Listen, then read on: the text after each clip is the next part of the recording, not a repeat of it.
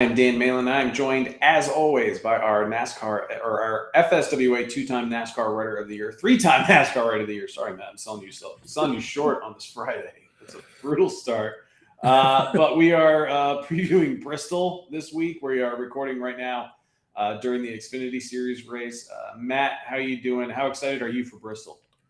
I'm very excited. I love watching the Bristol race unfold.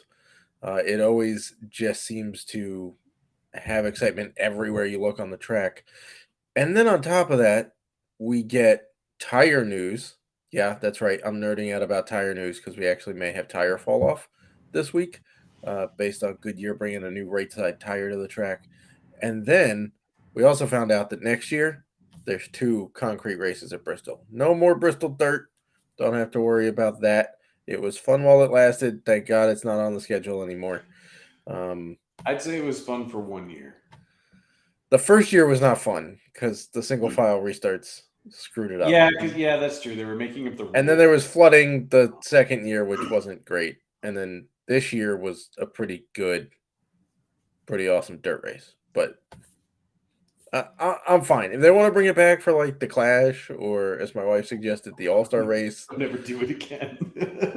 then that's, as long as it's not a points paying race, then that's fine. All right, so we're still in the playoffs. Tyler Reddick gets a win, and this is the final round of round of 16, correct? Correct. This is an elimination race on Saturday night, so the bottom four in points at the end of the race will be eliminated, which right now could be the regular season champion. How worried are you that Martin Truex Jr. could get bounced? Pretty worried. Really? His numbers are not good here. We will talk about that in a little bit. But yeah, this is, statistically speaking, perhaps his worst track in the postseason. All right. Well, this is statistically one of my worst tracks for DFS. And I know how to build lineups here, and we'll get to that shortly. I know the strategy. I know the importance of dominators because there's going to be 500 laps, which means there's about 300 to 330 dominator points available. If I had to guess, we're not going to get a full 350. No. But it's a really fun race to watch just because it's a short track, so the laps are just ticking by. Technically, a very difficult track. Like, you have to be perfect here. You cannot afford a mistake. You can as one elite driver discovered in qualifying. Yes. You can lose one lap and you have an okay chance of getting it back, but you cannot lose multiple laps. You cannot afford to have a pit road issue. You need to run a perfect Bristol race to win here. Yes. So why don't you give us a breakdown of Bristol Motor Speedway, the bank, all that good stuff.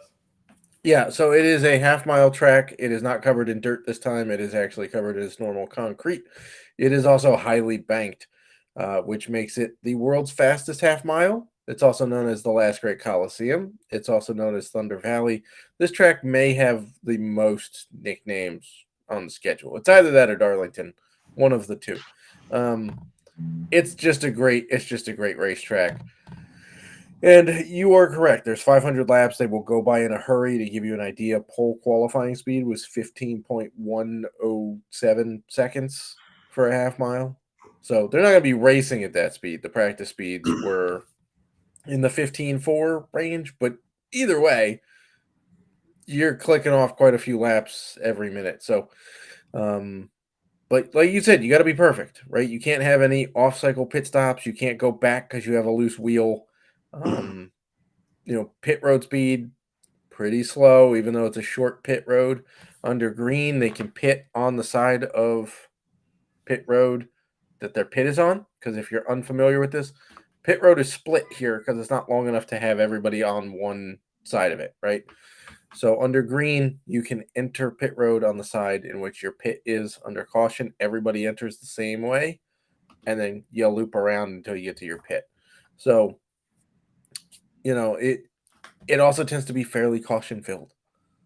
4 out of the last 11 races here have had at least 11 cautions, including it makes sense breaks. If you think about it, right? Like, it's a short track. You obviously, somebody gets loose, they're collecting a lot of people. Yeah, and so you're really just trying to avoid the pileups. There's no runoff here. Right. There's really nowhere for the cars to go. So it makes sense that there's such an uptick in cautions. Yeah. Also, new tires we might see some more cautions because we do have new right side tires, which Goodyear is hoping will induce more tire fall off. Not that they will fall off the car, but that lap times will drop as the longer they run, the lap times will get longer. So tire management is a thing here, kind of like it is at say Homestead.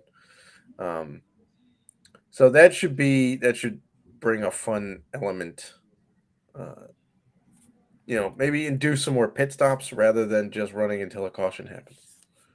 All right. Now, when we talk about dominators for the race, we talk dominators every week almost. We'll talk about how they don't really matter for road courses. We'll talk about how they're kind of a crapshoot for super speedways. But this is a short track with 500 laps. So obviously, dominators are going to be key. Now, in this next-gen car, I think we've only really seen one, I guess, true single dominator race at a short track, and I want to say it was Martin Truex Jr. earlier this year. I forget the track, but it feels like he did lead like between 150 and 200 laps. Do you think that we get that kind of race here, or is this a confident, you need 2 to 3 dominators and they'll get as many of those laps led as possible? Yeah, so statistically speaking, and I do put this in the intro to the playbook, I have a new table. Well, it's not new. I've been using it, but I haven't shown it to people. So now I'm showing it to people. So you all get to enjoy this. That breaks down key stats from the last 5 Bristol Concrete races. And historically speaking, over the last 4 races here, there have been at least 2 drivers to lead 100 or more laps in each race. There's been 2 with 2 drivers to do that. There's been 2 with 3.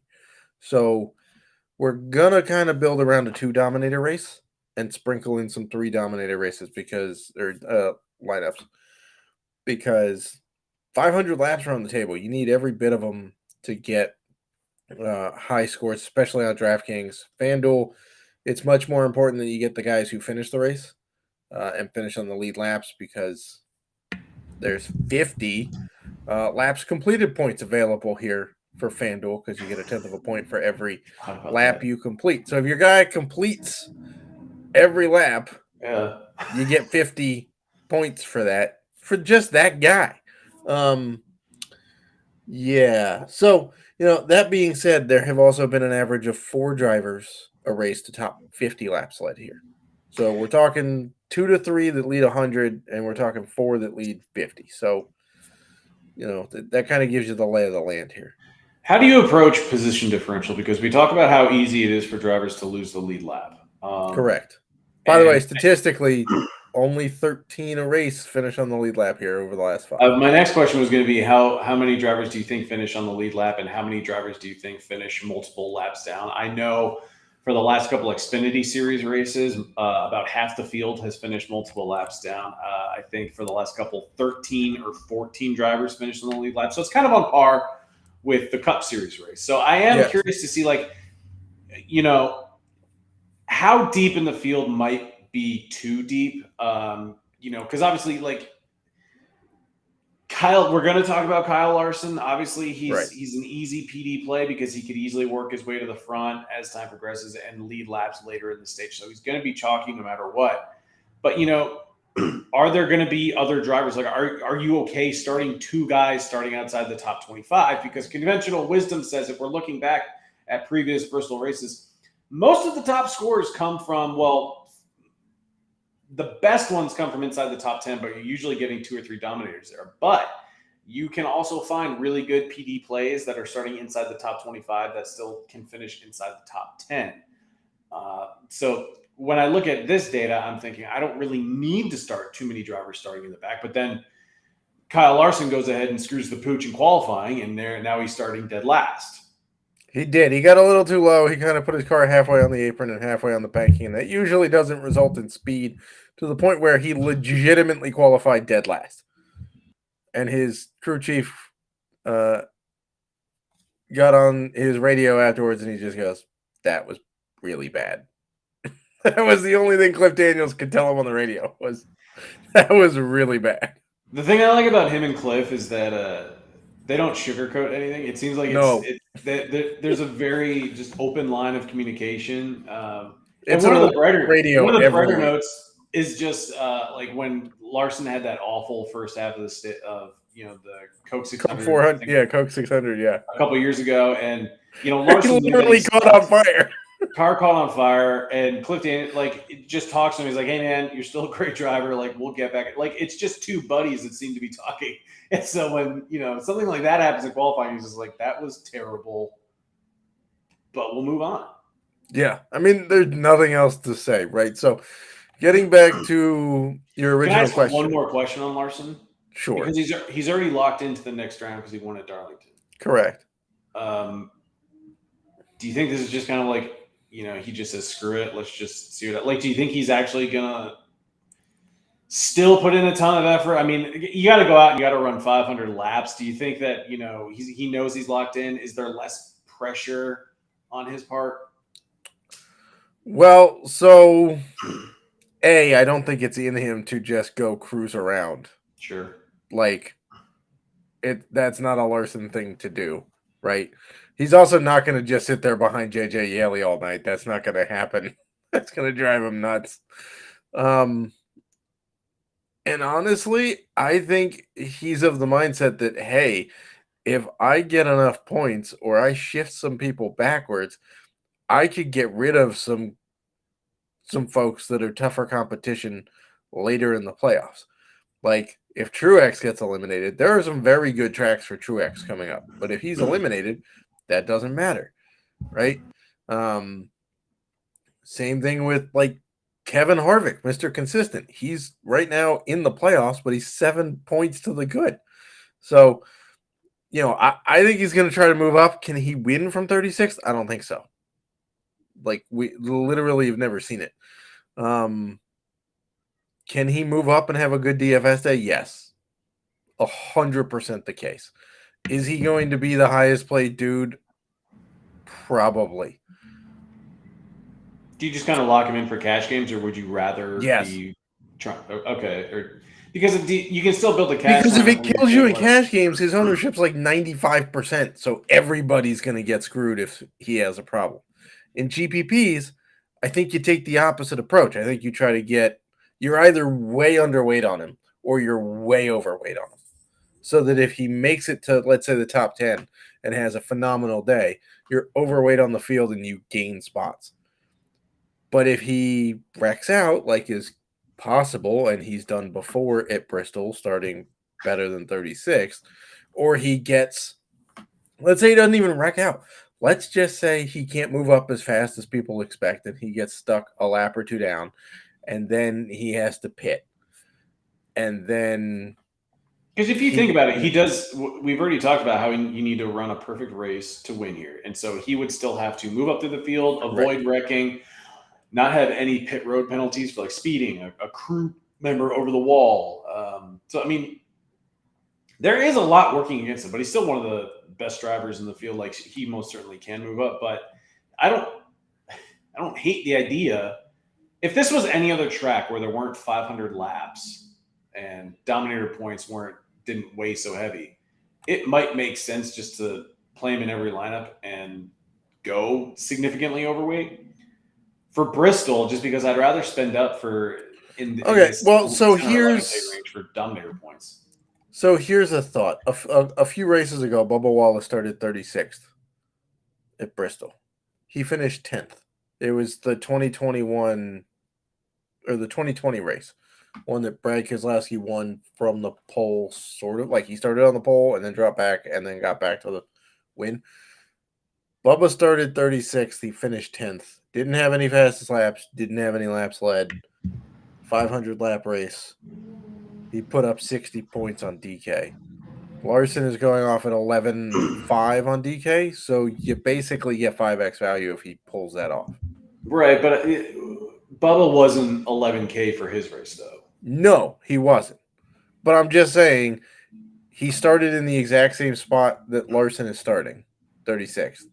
And he finished 10th, so it's possible. And he put up 60 points without any Dominator points. There was no fastest laps. There was no laps led in that race, which, by the way, impressive. You moved up 26 spots and didn't get a fastest lap. Yeah. So yeah, there's no way Bubba was that much, but I'm just saying based on Larson's cost and what the score would be if he pulled that off, you get basically 5x value. But that's a pretty big task Yeah. to do it, Briz. I mean, you need chaos to happen because in that race, you also had Keselowski won it from the pole, but then you had 23rd, 24th, 15th, 20th, 35th, and 36th starting positions in the top 10. So you had chaos and people took advantage of it. That's what you need for. Now, that being said, talking about the position differential question that you asked about, you do get a decent amount of double digit position differential plays in each race. On average, over the last 5, there have been 8.4 double digit positive PD plays per race. So roughly a quarter, just under a quarter of the field moves up about 10 spots or more. That's not terrible. The problem becomes No, it's actually that number is actually higher than I would have guessed. correct, right? Yeah. Now, I also do a stat called top 10 finish percentage, in which I look at the guys who started outside the top 12 but finished inside the top 10. Do this for every week. On average, 46% of the top 10 finishers at Bristol start outside the top 12. So roughly half of the top 10 is moving into the top 10 and not just rearranging themselves. Apologies if you can hear any noise that's coming in from outside my apartment. It's clearly open mic night at the bar outside my place. But with that said, do you want to start previewing the drivers and just who we like, who we might find leverage on or against? And as I'm saying this, Dale Earnhardt Jr. is leading the Xfinity Series race. Let's go. Let's go. By the way, to finish your last year in the next gen car in this race, the fall race, you had 12 drivers. The top 12 finished on the lead lap. Then you had Keselowski, who started 10th and finished 13th, finished one lap down after leading 100 plus laps. Then Briscoe finished 14th and was 2 laps down. And then you had people 3 laps and 4 laps. So in general, it's unusual to see, like, the race before that, the top 19 finishers were all on the lead lap, and then you had 2 guys 1 lap down. That's an unusually high number of lead lap finishers, to be perfectly honest, because usually you get one or 2 cars that are just so fast they just lap people left, right, and sideways. And to give you an idea, like, yeah, there's been as few as 6 lead lap finishers in the last 5 races and as many as 22. But the average is 13. All right. Well, we have about 10 minutes left, so we'll just rapid fire our way through this one. Sorry to give you the whole spiel on Bristol Motor Speedway, but lineup construction and lineup theory plays a big role for Saturday night's race. Yes, but, and you'll see some more interesting stats when you read the playbook. I have the intro done. There's some pretty interesting stats I've broken down. Not going to give them out here. Going to make you read the content. We have a pair of Joe Gibbs Racing drivers on the board. We've already talked about Kyle Larson. I'm just going to skip over him. But Correct. Denny Hamlin and Christopher Bell are on the front row. Christopher Bell is the only driver in the history of NASCAR to win the pole in each of the first 3 races of the playoffs. Now, we've hyped up the pit crew. He did get Ty Gibbs' pit crew to start the playoffs. Hasn't come in handy for him, though. It really hasn't done much because he started first last week, finished 8th with only what looks like not even 10 dominator points. Yeah, he had like a handful of laps led. Yeah. At Darlington, he finished outside the top 20 despite leading 40 laps. So I'm willing to go back to the well just because in terms of track position, and you made a note on this, I think track position is everything for Bristol. If you have the lead in the pole, you can clearly run out front for the entire first stage. But also Denny Hamlin starting right next to him does give me some concern because Denny has plenty of experience here. He's won here. He can easily get around. His car was also faster over the long run than Bell's. And there's not much separating the two because Seabell landed on the pole at like 15 15.109 and Denny ran a 15.117. So you're talking 800ths of a second, which is very small margins. Yeah, I'm obligated to put Christopher Bell in the playbook because he's a pole sitter at Bristol, but play him at your own risks, folks. Going into last week, it was the 4th time he was on the pole this season. Now it'll be the 5th. In the previous 4 races he was on the pole, his average finish is 24 and a quarter. Running at the 10K and then even into the 9,800 range, I'm actually stunned with some of the pricing this week. I can't believe that both RFK drivers are above 9K. I can kind of get it with Buescher. I don't understand how Keselowski is 9,800, but he has been almost as good as Buescher. Yes, I did notice that.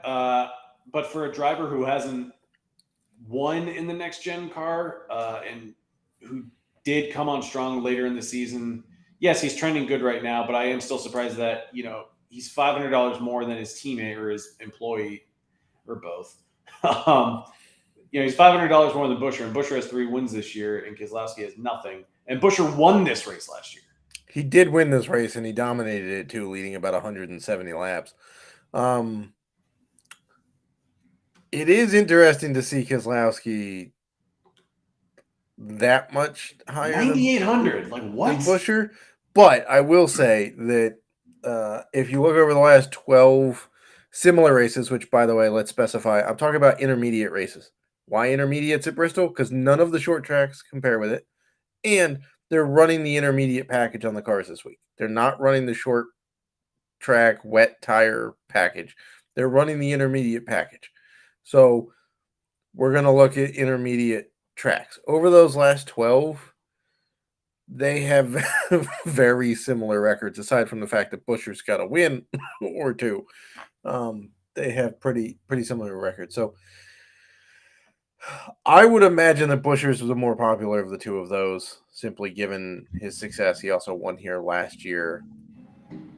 Also, Keselowski didn't look great. It was weird. It was a weird practice for Keselowski because he didn't run all that many laps, and he wasn't all that fast when he ran them, and then he went out and qualified like 6th.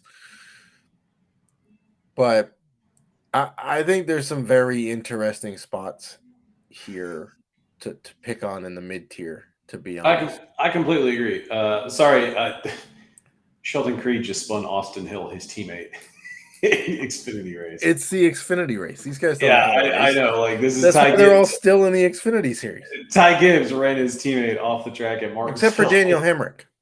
I don't get how he's back in the Cup Series. I feel like because Justin Haley signed with the wrong team. I don't know. Oh my God. This podcast and this show is just derailed for Bristol. But Kevin Harvick, 9,500, great history at this track. I think he's led over 1,000 laps in his career. I mean, granted, he's raced here like 79,000 times. But he's 9,500. He's P21. He's kind of like a king of top tens. Yep. You kind of have to feel okay about it. But I also feel like you don't land on a ton of Kevin Harvick if you're paying up for 2 dominators that are more expensive than him. Right. That's the weird part. Because if we start to build this, right, and you go, okay, I'm going to lock in Larson because I'm just eating chalk, right? And then you go, well, I trust Denny Hamlin more than I trust Christopher Bell.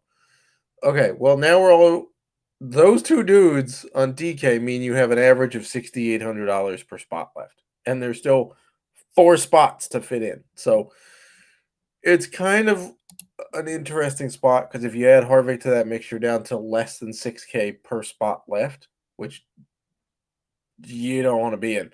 So it's kind of like you got to look for a cheaper dominator option if you want to slot Kevin Harvick into your lineup.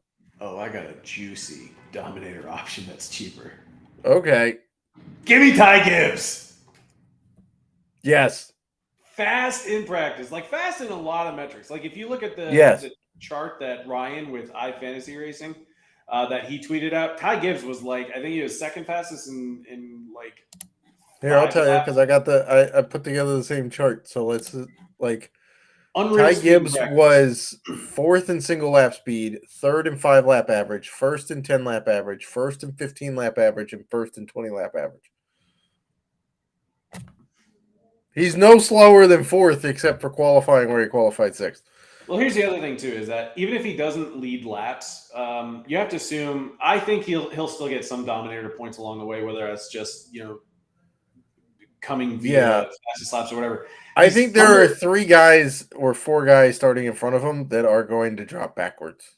Probably, but also like he's affordable and he starts in the top 10. And this is a guy that even if he just holds his position, he probably doesn't return 5x value without any dominator points. But if you have the 2 or 3 dominators that do hit, you can probably deal with Ty Gibbs, and I'd be okay playing him simply because he has track position to start.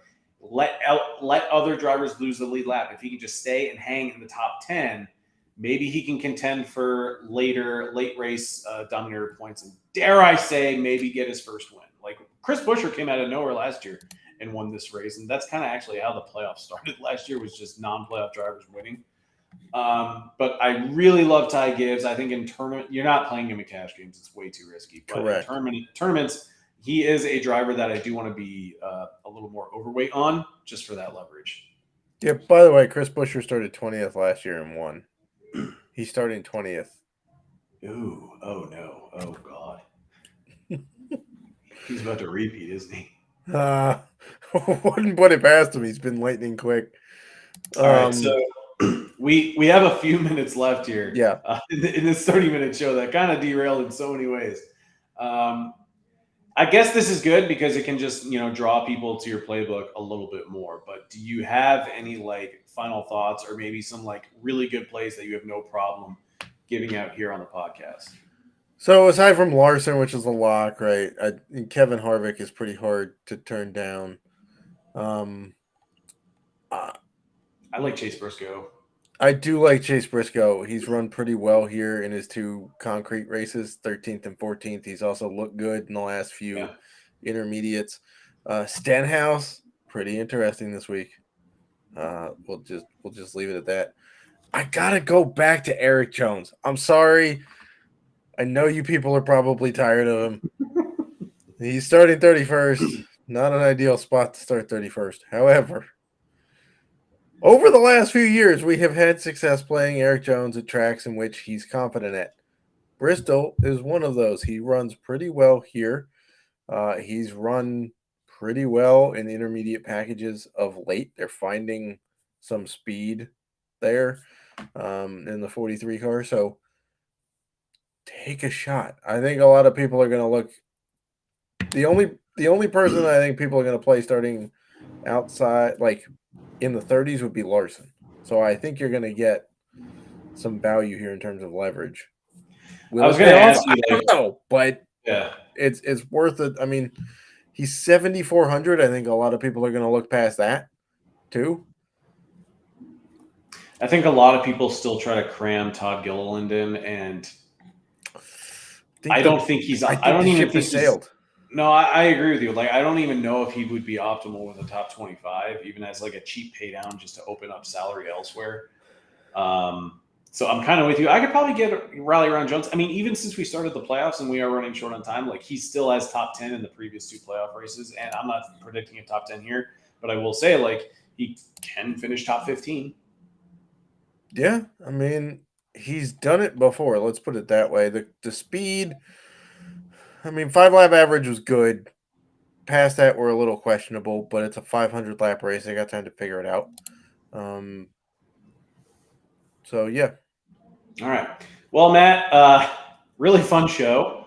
Hit on a lot of topics in 30 minutes. Hopefully, you still all you good people out there can still come away with a little bit of NASCAR DFS strategy when building your lineups. But Matt, thank you so much for your time. Best of luck to you for Saturday night's race at Bristol, and best of luck to the FA Nation. Best of luck, FA